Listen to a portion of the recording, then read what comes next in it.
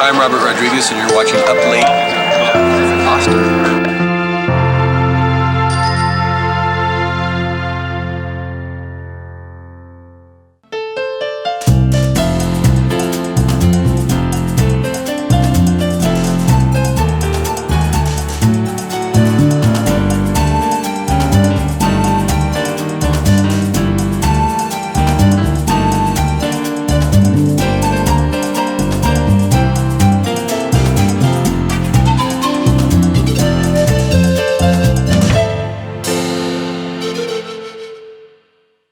All right, I'm your host, Jake. We have a great show for you tonight. You're watching Up Late Austin. Have a great friend of mine, Slash, and she wears many hats. We're going to talk about a few of them tonight in regards to filmmaking. Let's just kind of get in here. Director, founder of Spark Studios.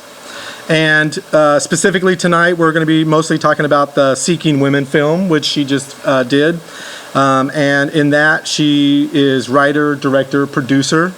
That's a lot of hats. It is. Very much so. So let's just kind of, before we get into the film stuff, I always like to kind of, with whoever I interview, they know the person for maybe like if they're a band, their on-stage formats. I just want to get to know you before all the film stuff. So like, where did you grow up? I'm just trying to get some context and background. Where did you grow up? That's always been a difficult question to answer, actually. Are you a military brat? Yes. Both of my parents, Army. My step-parents as well, Army as well. So I moved around a lot, but I was born in Monterey, California. And I spent a lot of time in LA. And like Woodland Hills area. No way. We discussed this. My brother lives in Woodland Hills. Yes. That's right. Awesome. Yeah, my best friend, she lives there. And that's really where I call home. Yeah. I'm a Cali girl at heart, for sure. Nice. And California, Austin, kind of similar.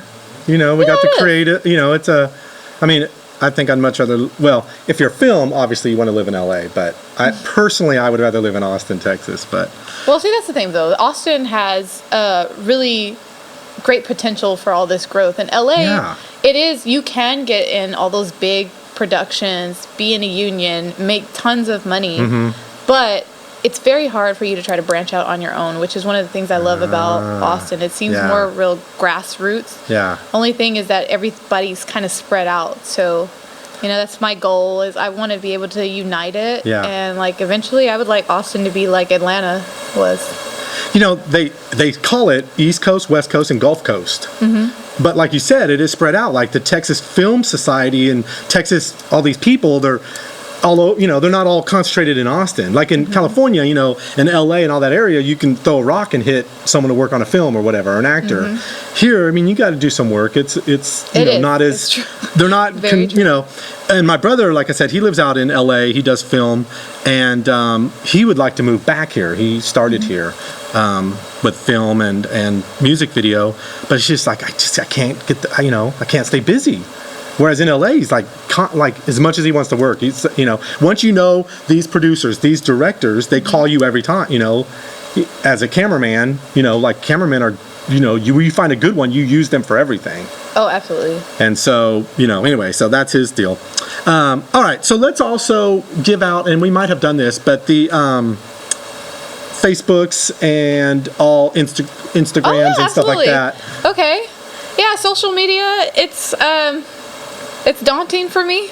I do love it, but it can be overwhelming, especially on the business side. And you have someone that does that for you too, which is nice. Yes, I do. Yeah. I do. Lexi, she is amazing with that. Lexi Davis, she's our production assistant. She wears as many hats as I do. But starting out small business, you kind of have to wear everything. Yes. So but she runs both of those pages for us. So we have the Facebook page. For the actual film, it's Seeking Woman. And then for our studio, it's Sparks Studios, and that's with the X. Yeah. SPARXS Studios. Yep. And for Instagram, it's also Sparks Studio, but it's Sparks_Studio. Okay. Very good. So let's kind of for this. So when did you move to Austin? We talked about California, and you kind of were all over, but when did you come to Austin, and why? Yeah, no, I just came to Austin in like 2013, and I was just trying to be closer to family. Okay. Just a little bit, Yeah. and I've always loved Austin. I lived in Boston before then. It was cold, and I got hit with too many nor'easters, and I was like, you know what? It's time to go Yeah. somewhere warm again. So that's kind of how I ended up here. Nice. Now, and when you came here, your background was not film, correct? No, not at all. What's your Not at all. background? I was a writer, just like novels. I dabbled in screenwriting when I was 17. Pirates of the Caribbean had come out, and I loved... Which one of the 7? The first. I know, yeah. the first one. So I don't know if I'm telling my age here, but Yeah. the first one. Yeah. And I was so obsessed. I had, like, in high school, It's a badass movie. It is. Yeah. And I watched all the bonus features and everything. And I thought at first I would try to do, like, costume designing, because I never really thought that I could do, like, producing or directing. It just seemed so, Yeah. so I was like, oh, costume design or set work. And Yeah. then I had an idea. This is actually before Disney had announced that they were going to do a sequel. I wanted to do a sequel, so I kind of wrote a spec on it. But I had a nice. computer gateway, and it crashed along with my screenwriting efforts. So, and it was okay, and I focused more on novels then. Yeah. And the same thing when I got here, it was mostly novels.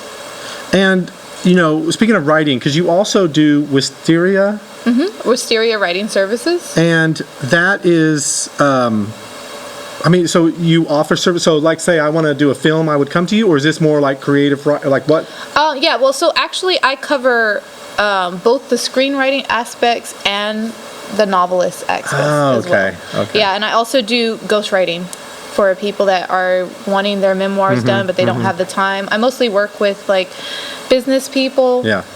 CEOs that just kind of want to put their work out there. And so memoirs are my bread and butter, and nonfiction. So people would say, like, if it was me, like, hey, I want to talk about my life out at, doing a TV Yeah. show, and I would, like, just sit down, we'd talk, and I'd give you stuff, and you would make it, into Yeah, a flowing. sometimes it can be as complex as that, but other times it's just a person that might not actually want to be published, but they just want to write something that's in their heart, and that's something they've always wanted to do. Yeah. That I coach them through it. So I call myself a writing coach. No, nice. One thing I like the act of writing creatively and poetry and stuff. But one thing I do not have patience for is all the punctuation and all the proper. I don't either. Because to me, I just want to write it. I don't care if I missed a period or it's just flow. And a lot of people, they actually think that because of that part, they don't want to write at all. It scares them. Yeah, and they're like, oh, Well, because forget of all it. these grammar Nazis out there on Facebook or whatever. Oh, that, absolutely. I've written poetry for people, someone, and they correct it. Oh, wow. Yeah, It's like, that's come the on, editor give in me a there. break. Editors are needed, though, Yeah, yeah. for sure. But it's just not me. That's not me. Yeah. I help a person organize their thoughts Yeah. and get their outline together, and then later, if they want to continue further in Yeah. my services, then I do help them get lists of agents and Yeah. stuff. So I do help with that. Now, let's define for people that have no idea about, producing, directing, let's do a little role explanation. Like what, as a producer, Okay. what have you done? What do you have to do? What It's does so this mean? funny. My mentor, I told him that I never really understood what it's like to be in a leaky boat in the middle of the ocean that's on fire. And you only have a bucket to Yes, that's literally what it is to be a producer. Oh my gosh, there's so many different aspects. And really, they say that you don't, you can go to film school, but you're never really knowing the gist of everything until you're actually doing your own project. And I have to say, experience is totally, in filmmaking, the best teacher. Yeah. And that was me. I was like, doing everything, holding it, trying to deal with personnels and all the different personalities and stuff, and also stay true to my vision. Right. And then also think of the future, budgets, investors pulling out or not giving as much as they said they were going to give, and then you're like, oh man, how are we going to get that? Yeah. What can we do for free? What can we not? It's just So many things. So, And so, but the producer is pretty much the one that puts everybody together. They got the financial absolutely. guys, the who's writing the script, and show it to the actors. the producer is the person that puts the team together. Yeah. Really, they're the ones that go out. They make sure that everybody kind of meshes as best they can, and and then you also pull the finances too. Make sure people are on set. They when. Well, all you do is set up the schedule, and I'll say that you definitely need the first AD to do. Oh, okay, yeah, okay. Stuff. So that's not, So, I would someone's know got to be because I in didn't have wardrobe. one. Yeah. Well, and that's the thing. You learn so much by what you don't have. If you don't have it, like shit, we need. No wonder there's a position for this. Exactly. I need someone to do that. And I've worked on sets before, professional sets. I've worked for Warner Brothers. I've worked for Amazon Studios, and I did some PR stuff for like when Netflix did their big opening with their film Burning Sands, and I was in LA. I helped with that, and it's just I can't even really describe everything. Like no education you've ever had. Literally. It's just the best ever. And it really can like mess with your esteem if you're with that too. It's like, man, am I really good enough to do this? Because you're looking at everybody else on TV or people that you look up to, and even like in the film industry, even the local film industry, it's like, oh man, they've done all this stuff, they know all these people, I don't know anybody or anything, but here I am thinking that I can make a film. But somehow, I don't know, I think I probably get that tenacity from my mother, but I'm so serious. I'm like a dog with a bone. I refused. I literally pulled that together in 3 days. Jeez. So, so let's also talk about, so like I said, you had no experience. No. I mean, you write, but so how do you go from, I like writing, I can write stories, I can write script, to actually saying, I'm going to do this. How did you get involved in the film? How did your just writing and being in Austin, was there like a friend that was in the, in the film industry, or when did you say, I want to do a film? I worked at Apple, and I met like a really good friend of mine, Gina Torres, and we were in the same class, and she loved film. We actually sat next to each other and we talked about it. And then she said like her husband was like a cinematographer, and I was like, oh man, I would be really interested to meet him. And then I met him. It's Brandon Torres. I don't know if you know him or anything, but he's done a lot of work in Austin and outside of Austin and stuff. And we talked, and he was actually one of the few that actually made me feel like I could do it. He's like, yeah, you just go out there. Just do it. He's like, I'm just going to tell you. He's like, it's going to be tough. It's like your first film, you're going to hate it. He's like, it's going to make you want to never do it again, but then you're going to love it, and you're going to want to do it again. Eventually, it gets better. And so that's really what happened. It was because of him. And he believed in it in me. He actually asked me to write it, and I did. And the Seeking Women? Seeking Woman, it was a script, and at first it was like 20 pages, and he was like, oh, this is too long for a short, try it again. And I was like, okay. And kill your darlings type of situation, and I did, and he really liked it, and so did Gina, and he was the first to kind of put it together. And then life happens, and it wasn't until a year later that I decided to do it.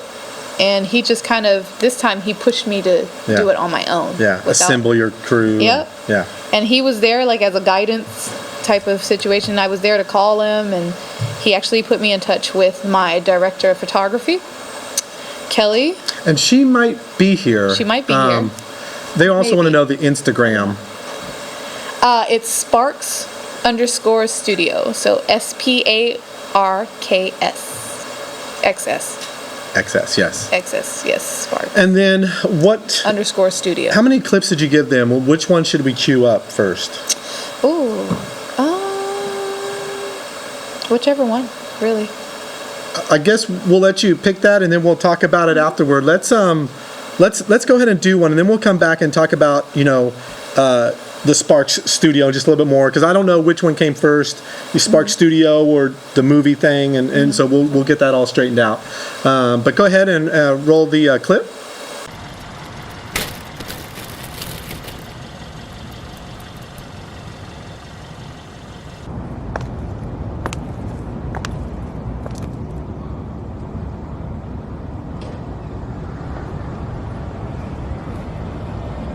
Rose?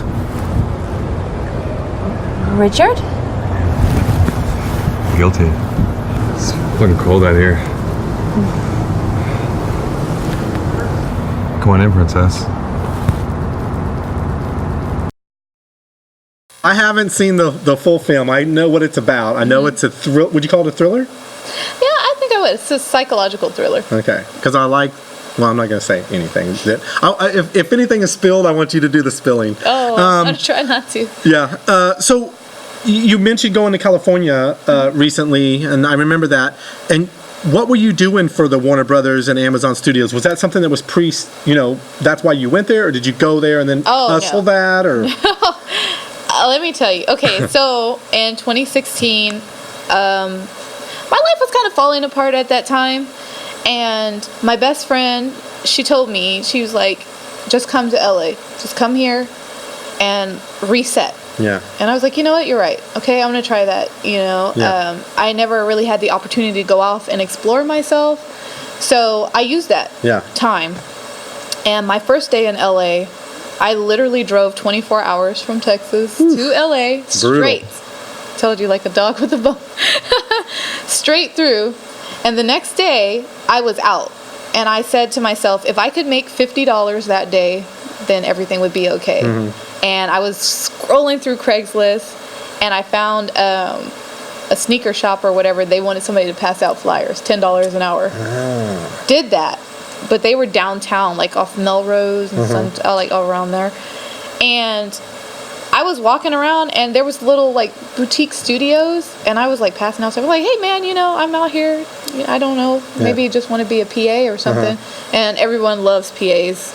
They love them. Those are the ground people. Yes, they're the people that need the worker bees, the ants. Yeah. Yeah, and next thing I know, I got in touch with one of the camera guys that happened to be loading a truck. I gave him a flyer for some shoes. Yeah. And he was like, hey, if you want to go to these things, like these are XYZ, what you should do. And I did. And the next day I was on a short film set. And I had the pleasure to be mentored by one of the buyers for Brooklyn Nine-Nine. Ooh, I like that show. I know. It's one of my favorites. And I was so, starstruck about that. Because for me, it's never really about the actors so much. It's more about the behind-the-scenes people. Yeah. And I'm like, wow, oh my gosh, you do this thing. And then she was telling me, oh, yeah, we'll do this and that. And LA, it's very true what they say. It's about who you know. Yeah. Next thing I know, I'm on a short for AFI. And I'm like, oh, well, here I am. And then I'm their prop master. So there I am at Warner Brothers, Universal Studios Prop House. Then that's where I met the set dressers for Scandal and Jane the Virgin, and they were there. They're like, oh, you should join our union, all this stuff. And I'm like, oh my gosh, this is awesome. And then I was an extra, which is how I ended up on Warner Brothers and Amazon. So this can move really fast. It sounds like it does. Yeah, it does.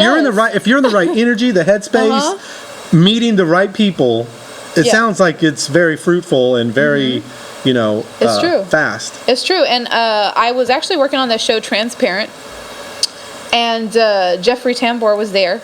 And, I wasn't really expecting him to talk to me because, you're just supposed to chill. But he did. And I was like, oh, I love, Arrested Development. It's my favorite show. Oh, that's so awesome. I know. I love that show so much. They got a new season, by the way. Oh, right? Yes. Oh. Well, I have to get back on Netflix. Yep. But, and then he was telling me about that. He was like, if you want to just do it, just get out there and do it. He's like, do you actually like this kind of work? Because he was concerned, about me if I was happy on set. And I was like, yeah, no, I like this. And he was like, yeah, well, then you just get out there and do it. Same thing with Nick Cannon. And, next thing I know, I'm doing the Pan-African Arts and Film Festival in LA. And then I'm like with a bunch of executives and like from Netflix, from TV One, and everybody's saying the same thing. Yeah. And I'm behind the scenes. I'm doing PR, so I have this access to them, and luckily I have a great personality. Yeah. But and people, they just kind of open up, and I love that about LA. Yeah. They're really open with their knowledge. They don't hesitate to give you any advice. About what to do next. Huh. Mm-hmm. Maybe not so much in New York. It's more cutthroat. I don't know. I can't speak on New York because I haven't ever done anything in film. New York, that was where my fashion career was, in New York City. But you know, compared to Austin, LA, as you were saying, I would say that LA was way more open with everything about how to do things. Nice. Let's also, and by the way, for people that are just joining us, I'm here with Samenta, the producer, writer of Seeking Woman, a film. And let's just shortly talk about the storyline of the film. And you wrote this. I did. And also, is it different writing just like a story in, you know, outside of it, you know, just the story versus writing dialogue? Because it's got to be so different to just write what someone says versus you're painting the whole picture. Yeah, it is. And that was actually something that I did run into, a problem when Brandon was reading my scripts. And any of my other mentors, Noah Harold or Gary Graham, any of them were reading through my stuff. They were saying, like, you're being a little too descriptive here. Yeah. You know, Leave it's more about the visual medium of that. And that was something that was hard as a novelist. You know, you've got to paint the picture. But here you have to say the picture. Yeah. And let the actors figure that out. Right. And that was something I learned on set. As a director, I'm like, okay, I gotta. Yeah, with the script, you're less godlike. You know, in a book, you gotta write. You gotta. You're God. You do what they said, what it looked, how the was the, you know, was the microphone you know, everything, how the lighting was. But you know, in a script, you just say, you know, this guy and this girl are talking and they're being interviewed, and then you say what we say. Yeah. Totally different. And then you gotta leave it up to the camera guys to how they shoot it, how they light it. Yeah, that's interesting. Exactly. So anyway, the script for the film. Tell people a little bit about that, because we didn't really give too much in the... Oh, well, I don't know if I should say everything, but it's basically about a woman that answers an ad. And things go way differently than they should. Oh, yeah. Way differently. Craigslist. And you know how those can go. Yes. Yes. But what was the ad? Was it did the guy place it, or did the girl? Who placed the ad? He did. He did. Okay. Seeking a Woman. Yeah, and you know, that's another thing with in the filmmaking process, because I explained that in the script, but then it was too much. You know, you have to cut things down. So you have to just. But it is an implied through the dialogue, if you're like really paying attention about in their conversation with each other of how he says things and how she reacts to it. It's obvious that he's the one that asked her to be there. Okay. Nice. And you know, how long? So it took you 3 days to write this? I wrote it in 3 days, first draft. And I mean, does it just come to, like, I know you know, I'm trying to figure out the inspiration. Where's this? I know you said your mom used to watch a lot of, like, you know, the cop shows and the mystery, you know. Yeah, she wanted to be a cop, and so by the time I was 15, I was well versed on all the prolific serial murderers between the 70s and 80s. And she knew all the forensic stuff. Yeah, she did. Like, I knew about Ted Bundy, John Wayne Gacy, like Jeffrey Dahmer, like all those. Sam, you know, the son of Sam, all that. Stuff that probably a lot of people wouldn't really know at my age, but she was like, you know, that's how she taught lessons about life. But anyway, and she likes to watch thrillers and stuff like that. So did my grandfather. You know, they liked that, and we used to watch Turner Classic Movies a lot, lots of different things. Alfred Hitchcock was our favorite. Yes. And I've always been drawn to that, and I don't know, like, it just came to me, and I thought about it, that there's always lots of talk of male serial murderers, but never female serial murderers. And I just feel like that's because women are often overlooked. So I feel like there probably have been plenty of female serial murderers, but they probably just don't get the media attention. They just don't get caught either. You know, women can be a lot. You guys are so sneaky. Well, you know, you say that, but I really wanted to do a different take. I didn't want her to be a victim. I wanted her to be like the alpha female. Character. I wanted her to be the alpha there, and everything was, you know, a smart and manipulative character. And Dashanea, our lead, Oh my God, she embodied her. Yeah. Totally. Yeah. I remember on set asking her questions like, okay, so do you understand this? And then she's giving me the character backstory that I've only really thought about in my Yeah. head. I've never wrote it down. And I was like, wow, that's how I knew. And I'm so excited for people to see her perform because... This is the lead. Oh, Yeah. yes. Yeah. Yes. She was amazing. Lexi, we were trying to find people, again, to be cast on the show, and Lexi happened to find her through Instagram. She's like, hey, what do you think about her? And I was like, I don't know. You know, let me see. Mm-hmm. And I looked at her page, and the moment I did, I was like, listen, we gotta...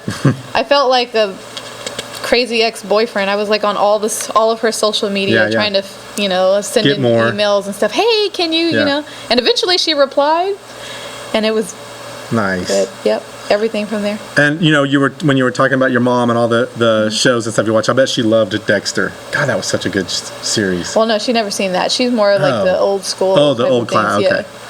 yeah. So you know, you mentioned the casting. Who all did the casting for this? That was me and Stasny, actually. Stasny also wore a lot of hats. Stasny was the assistant casting director, also the makeup and special effects, as well as hair and wardrobe. Whew. It's a lot of stuff.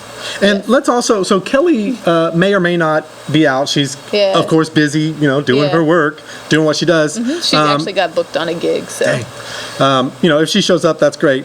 But how did you meet her? And kind of explain what she does in case she doesn't make it out. Okay, yeah. Well, so Kelly is actually our director of photography. And this is Kelly Riot. Yes, Kelly Riot. And I love her last name. Is that really her name, or is that stage? I have no idea. Okay. I don't ask questions. Yeah. You tell me that's your name, you know that's your name. As long as you can shoot and, put that reel out. But, yeah, so, again, all right, so as I was starting to do this, Brandon was like, listen, you got to go out there. And I had a producer that was also working with me at the time. And she also said, well, the thing that you're going to need, especially as a new director, you need a director of photography that's going to share your vision, because that's going to be the person behind the camera. It's not so much you as a director being behind the camera, because the director is the one that works with the actors. Yeah. She's like, you need somebody that's going to be able to capture everything. And I was like, oh, okay.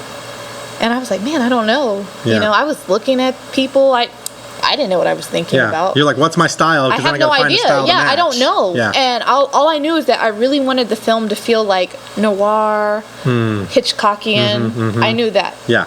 And Jarrett was with us. You know, he was like kind of a liaison, because Brandon wasn't always able to come with me to like meetings. And then Jarrett was like, hey, I think I have somebody for you. And I was like, really? Okay.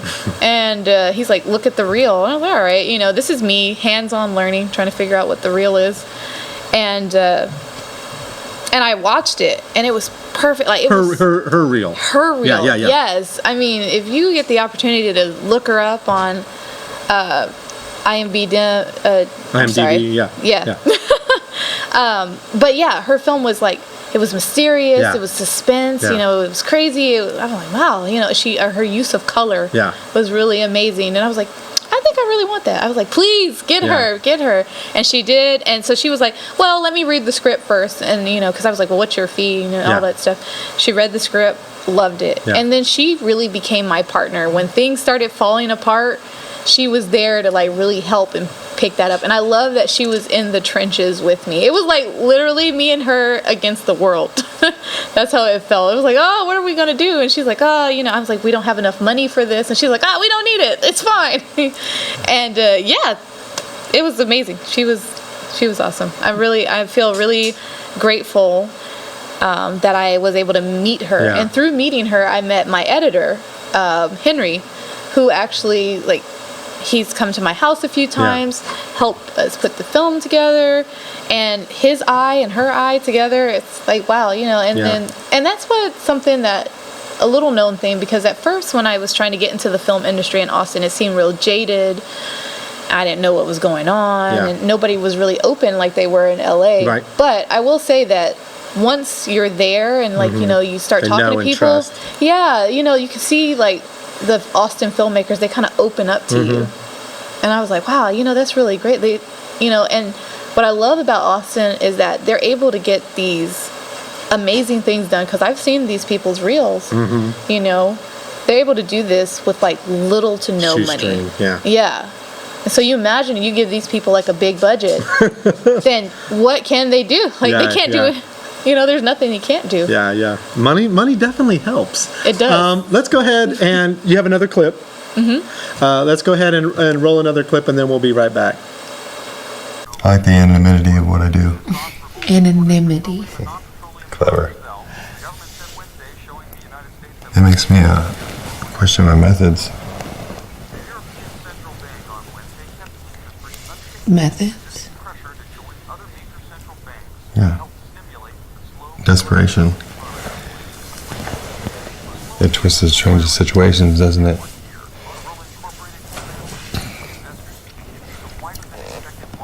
What are we desperate for? Isn't it obvious? Dun dun dun. Can I say that I'm so excited because this is my first time seeing it on a bigger screen than a 32-inch TV. Yeah, like, than a monitor. I'm like, oh my gosh, look at that. By the way, when do you think this will be done to release? Well, we are right now. We're having. We are working on the right composition. So, as anyone that's a suspense or thriller fan knows, you have to have like the key components to making suspense work is sound, so important, and music. Have you Not ever just seen image. a scary movie without, like, where they take out the sound? Not even. I mean, nothing. It sucks. Like the sound is so important. Exactly. Yep. Yeah. And we have Janetta. She is working on our sound, and then I've been really fortunate to work with a music composition group in Greece, Diamond Studios. A friend of mine that I've known for like years and years. He's actually composing the music there, and they've been working tirelessly. It's me. I'm the one. I'm just so particular about it because I really want to make a good impression with that first. It's your baby. You gotta. It is my baby. It is, and I'm like, I wish I had more money. No. You got to dress it how you want. When you're joking about stalking her to find out all of her stuff, I did some stalking today, and she's done some work with someone that we've had out here, Janelle Smith, and you might even know her too. But she's with Iron Dragon TV. Oh, okay. And I noticed that she's done a lot of work with her. So, and I think she's in a band too. Kelly. Yeah. Oh yeah. But anyway. She does so many things. Yeah. Again, yeah. And then when did you start the production? So, you wrote it a while back, and then you said it was about a year later. You wrote it in like 3 days, kind of set it down, got busy with life. When did you start with the production? Like, okay, guys, I'm going to do this, and you start the casting and all that stuff. When you started the first part of producing. Well, I was in California for that month of July, and is this 2018? Yep, 2018. I'm always in California. That's kind of where I go to recharge and stuff. And I'm hanging out with Anais, and and where were we? Oh, so for my birthday, she took me to Sinespia. And I'd never been there before, but it's right next to Paramount Story. Oh no, you don't know about Sinespia? No. Okay, well, my brother probably does. Yeah, it is. Well, it's basically they show movies at a graveyard. It's Hollywood Forever. Yeah, I didn't know that because I was like, oh, we're on a is this a prop graveyard? Right. But it was a real graveyard. Oh, yeah, wow. it's called Hollywood Forever. That's the name of the cemetery. And so they put like a film. It's a huge screen. There's like music and food and everything. So, she took me there, and it's right next to Paramount Studios. And I was thinking again, I was like, man, maybe I should do something. And I told her, and she's like, yeah, go out there. She's always been like my main supporter. Yeah. She's consistently like, no matter what I want to do, that as long as it makes sense, she's like, go for it. Yeah. I was like, so I get back to Austin, and pretty much the same thing that happened with me writing the script. I was like, you know what? Let's do this film. I have no money, and I went to a film mixer called Women in Media. Yep. I don't know, are you familiar with that? I've heard of it. Yeah. Yeah, I went there and I got really inspired and I met some really great producers, and then I had a meeting, and next thing I know, we're figuring it out. Nice. And other people kind of wanted me to wait and like, oh, well, let's get more funding and stuff. And I just felt like if I waited any longer, it had already been a year. And I was like, if I wait any longer, it's never going to get done. Yeah. Somehow I'm going to make it work. Yeah. So, and that's what I did. I mean, hurdles and all, but we did. We got it done. So that's, okay, so I didn't realize, and I knew, you know, when you kind of mentioned to me and brought it up to me about the film, but I didn't realize, you know, because I'd known you about a year or so, actually a little over a year. I didn't realize, you know, this happened, you know, in the middle of us knowing each other, because I remember you mentioned it, but yeah, you've done this pretty fast then, because that was not too long ago. Yeah, no, I decided in August that I wanted to do it. We started shooting in November. So we were cast. We had a crew. Yeah. By the way, so how because this is huge with any film, and we kind of touched on it earlier, and especially in Austin, because the money's just not here like it is in LA as far as production. How do you budget? You know, what was the budget? Because how do you even set a budget? Like, you have your story, but do you go, okay, I'm going to need to shoot, I'm going to have to rent, you know, either a hotel, or I'm going to have to, you know, how, is there software? Like, how do you even, because that seems such a big, especially since you've never done it. It is. It's huge. And then that was, you know, producers, that's where they come in. They come in. But the original producer that I had with me kind of pulled out. And so then I had to think fast on my feet, like super fast. Yeah. And I called Brandon. I'm like, what am I supposed to do? And he was like, hey, you're the boss. Are you the one bringing in the money? And I was like, yeah, I pretty much am. I'm bringing in all the money. And he's like, well, congratulations. You're the boss. Now you have to figure out if you want to keep people, fire people. Yeah. Where are you going to spend it? Yeah. And then he kind of just left me. But that's okay, because I'm really good. Some people are not good with that kind of style. But I am. Yeah. I'm good. And I'm so glad that he did that, because it gave me the chance to really think about what I wanted to do, how I wanted to do things. And so with the budget, originally, with everything paid, paying people, fully staffed, it's a $16,000 budget. And I was like, $16,000 for a short film? That's good, normal, high, low? I don't even know at this point. Like, I don't know. It just is what it is, like, yeah. Yeah, I'm just like, $16,000, how am I going to get that? Yeah. And so I only had $1,000. Yeah. That's all I had was $1,000. And I was like, well, if there's one thing that I learned in LA, asking people for things kinds of worked out. And that's kind of what happened. My set dresser, who was actually my art director, she was everything. She had a lot of hats too. Yeah. We were walking downtown at night, and she was like, I wish we could film, because we were scouting locations. It was just me and her. Yeah. Scouting locations. And she was like, and we were passing the Driscoll, and she was like, I think that we could shoot one of the scenes here. And I was like, they're not going to let us film here. Oh, that's going to be too much money. Right. We only got $1,000, and that's pretty much going to the sound guy. Yeah. And no, she went right in, and we talked to the manager there at the hotel, and they were happy to let us do it. Nice. What kind of stuff did you shoot there? We shot the elevator scene, and then also a couple of clips, surprise clips that are in the back of the film as well. The end of credit scene. Surprises. Nice. So you had your budget. So how do you raise the money for it? Do you go to family, friends? Do you go online? How do you go about getting money?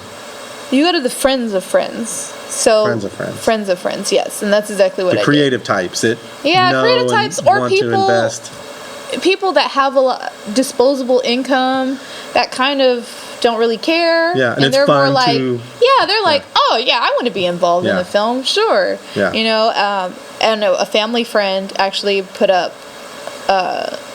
most of that. He's actually our executive producer. And he provided a lot of our funding, actually. A little over 50% of our funding came from him. Yeah. I would love to have some disposable income someday. Yeah, you know, but I mean, hey, and he went through and helped us out. He really believed in the project. And again, he doesn't really know exactly what film, you know, what it means. I sent him a raw cut. And he was like, I don't know, doesn't seem right. And I was like, oh, no. I was like, this is like a puzzle piece. Yeah. Don't worry about it. I'm just sending it to you just to show you that this is proof. It's not color that we did treated. it. It's not sound. Yeah. No, I'm like, once everything, and then I sent him the updated clip, which is what you guys have, and he's like, oh yeah, he starts getting excited. I start getting excited too, because at first when Kelly gave me the footage, it's all it is just what I was it's like, naked, oh my gosh. it's raw. Yeah, I was like, what did I do? I was like, oh, how are we gonna make this? I was like, nothing's right. Oh my god. But then I had to realize that these are all puzzle pieces. So and editors, yes. Whew. Oh my gosh. Yeah. Yes. So how do you go about, did you personally plan the shots? Like, let's say, in your story, it's like, okay, the girl gets in the car, to go to this thing. Because that's the action. But the DP, or maybe you, I don't know, someone has to say, okay, you could tell 5 people, shoot this girl get into a car. Every one of us would shoot it differently. I might go inside the car and show her coming and getting in the car. Someone else might be high on a thing, showing her from above. I mean, you can say draw an apple, and 5 different people will draw 5 different apples. So, did you? Do you leave that up to the DP? Do you have some input as to how these shots are shot? Okay, well, so when I first started, I became the producer. The sole producer, and I was like, oh man. And then Kelly's like, let's go over some shots, and I was like, you go ahead and do it. I don't know. All I know is I wrote the words, and I trust you. We have the same vision, right? You do this. And so she came up with her shot list, and I was like, she's talking about wide shots and angles and all these things, terms that I don't even know, because I'm just like, sounds good. I'm like, hey, I've hired the right person who knows these things to do this. I'm a firm believer that if you can't do it, hire somebody that can. And I was like, well, whatever she thinks.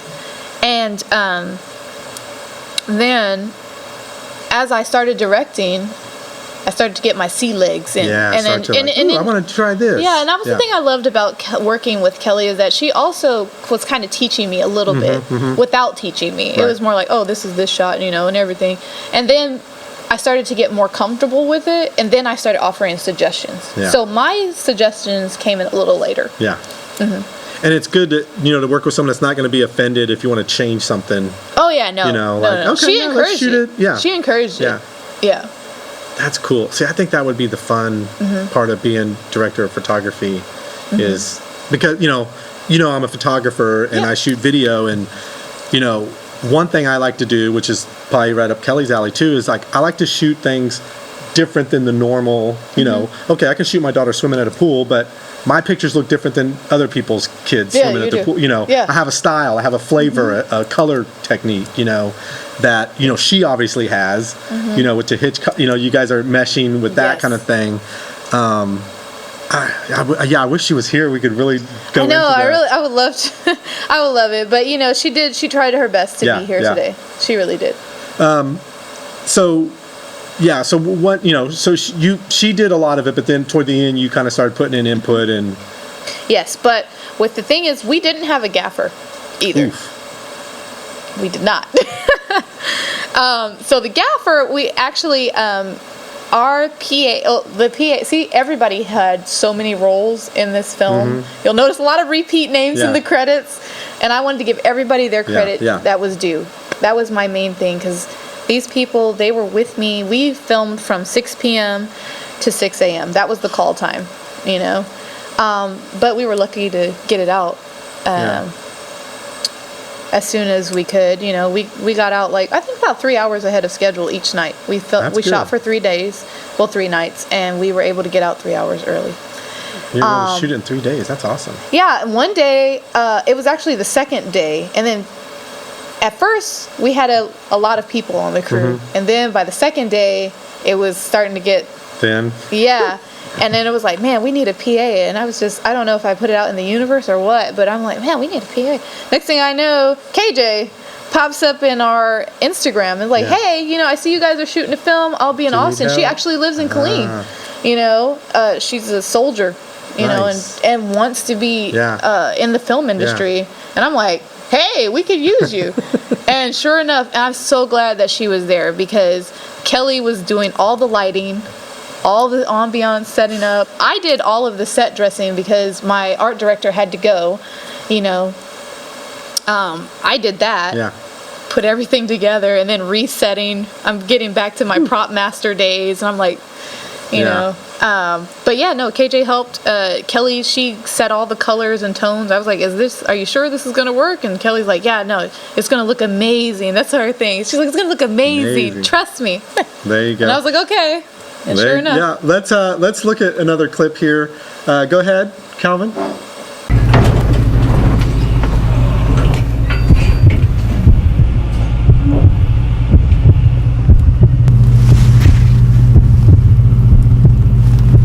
Are you nervous?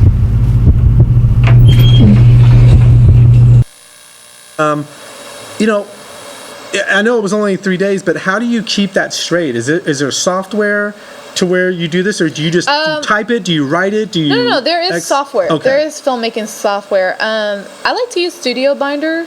That was the easiest thing that I found. And I mean, if you have the funding, then it's really good to do it. As far as the expense of it all. Yeah.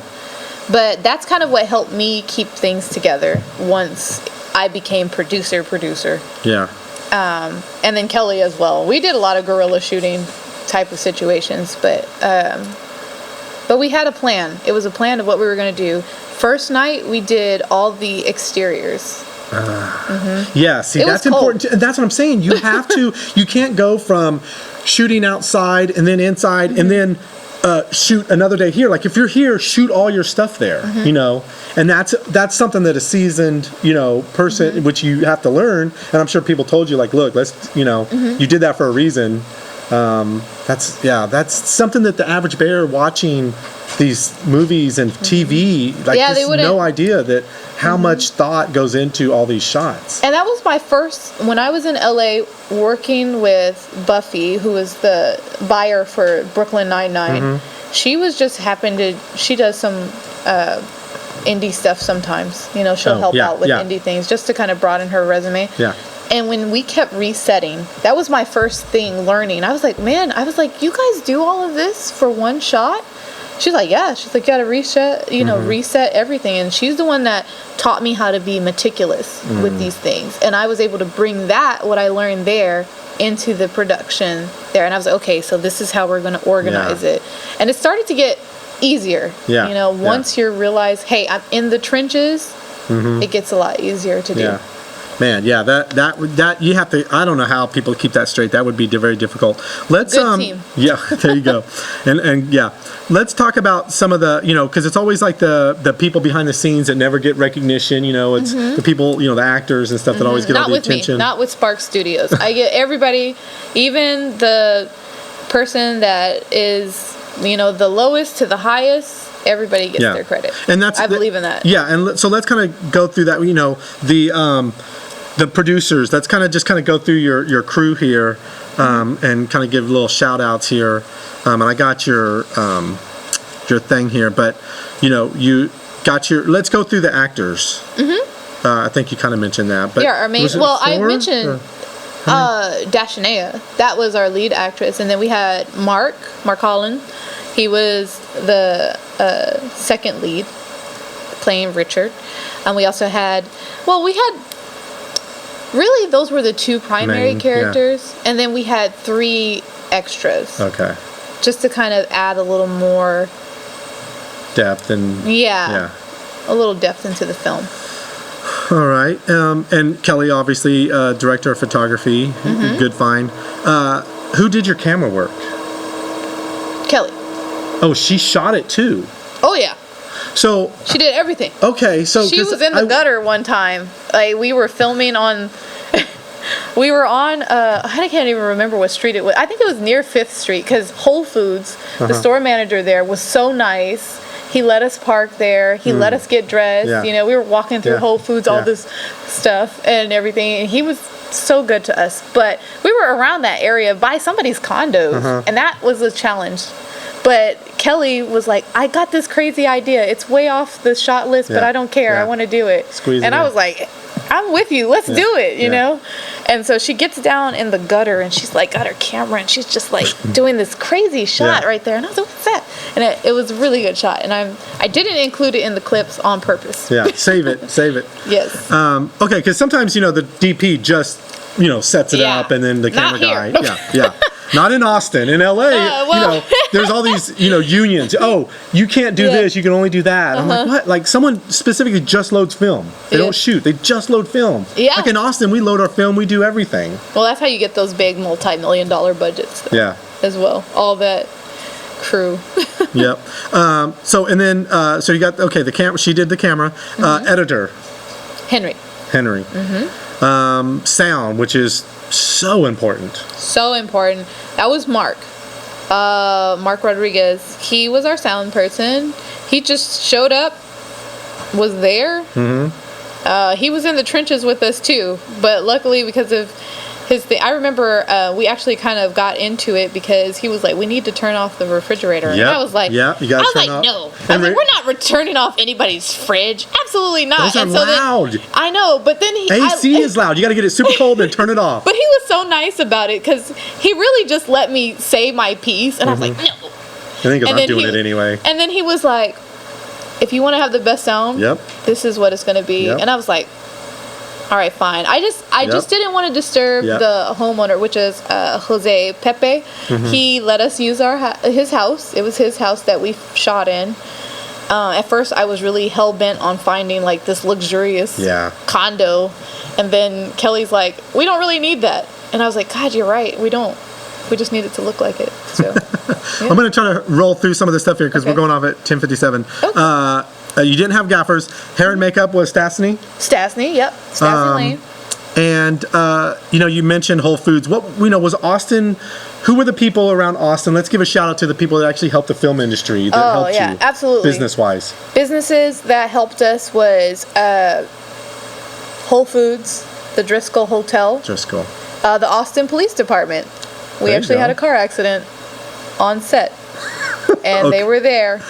Nice. Okay. Mm-hmm. What is something that probably most people forget? When shooting a film. Is it like craft services? Did you have that? We did. We kind of joked about today. She's, Yeah. she's like, Jake, are we gonna have like drinks and fruit? I'm like, what do you think? I'm Jimmy Kimmel? And you're like, you got my Jimmy Fallon over here? We're like, no, we don't have anything. We'll get some water, but we don't have anything. And what's so funny? I didn't even bring anything either. No, we got some. We got I some was so Topo late. Chico. We got you. But no, I think the most important thing to remember is that you need a first AD. I did not have one, and I did not realize how important they are. Okay, yeah. I thought it was a luxury thing. I was like, we don't need that. No, you definitely need that. Need a first AD and a second AD. You need all the ADs. And you got to feed and do gotta feed feed your them. crew. Yeah, yeah. Yep, Chewy's. Chewy's did come through for you. Awesome. Do you think art suffers without the proper funding? I know you wanted 16. You probably got half of that or whatever you got. We did a $16,000 film with $2,000. Damn. So basically, at that point, it's kind of like here. It's volunteer. Like I don't get paid. We do this because we love to do it. We're definitely not getting paid, which makes you get good people. Because if we come out here every Monday to do a show, we're not getting paid. That means we love to do it. Same, no one's going to work on your film if they don't love it. So you get good people. Yeah. That's very important. But I mean, and I think that when you don't have the money, it forces you to be more creative. Like, well, if I had, $5,000, I could rent this hotel, but we don't. So let's maybe shoot whatever, something different. But funding, like you mentioned, it's so important because funding allows you to pay the people that help you. Not only Yes, that, to but it also appreciate. allows you to pay yourself. Because sometimes you get caught up with your day jobs and you're not able to really devote yourself to the craft, and you can't put out the best work that you Because you need would to like make money at your real job. because you have to make the money. Yeah. So sometimes your mind is split in two. Yeah.